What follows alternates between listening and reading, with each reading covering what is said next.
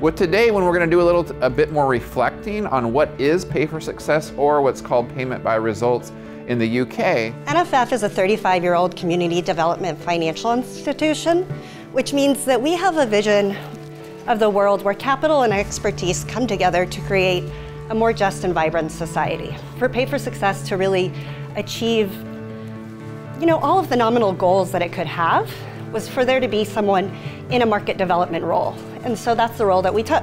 What we're seeing in some of the notable trends in market development is that there's increased issue area interest, particularly around healthcare and also workforce. Some of the other innovations in financing we're seeing is that change in scale, how much is being raised. We're also seeing a difference in the way they tranche the capital that's raised. A lot of people touted this as a success of the use of Pay for Success and why we're here and why we're doing this, which is giving government the ability to innovate and to try something new without having to take the risk.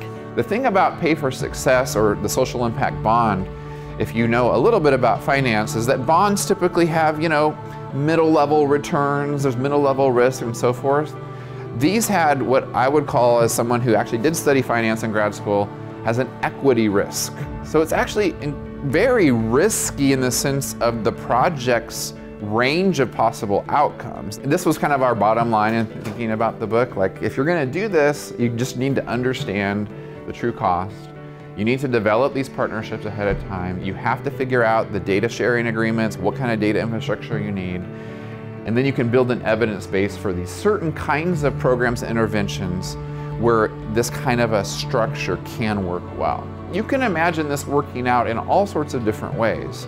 But if you're a head of a department, or you are part of the board of supervisors, it might be much easier for you to say, let's try this new idea if I don't actually have to pay unless it works. The third category is this new way for philanthropy and government to work together to deliver social outcomes. If I'm a philanthropist and I'm the kind of philanthropist that likes to give grants, well, you might look for these kinds of tools, whereas a traditional grant maker may not worry about this kind of tool. I don't need all this crazy fancy stuff. You can see how a whole other class of philanthropy might be very intrigued by these kinds of tools. What's really been interesting in kind of the final reflection, if you will, is that you're seeing this movement toward outcomes instead of just outputs, prevention instead of just treatment after the fact, and this notion of paying for what works. And there's a whole what works movement, which is kind of exciting.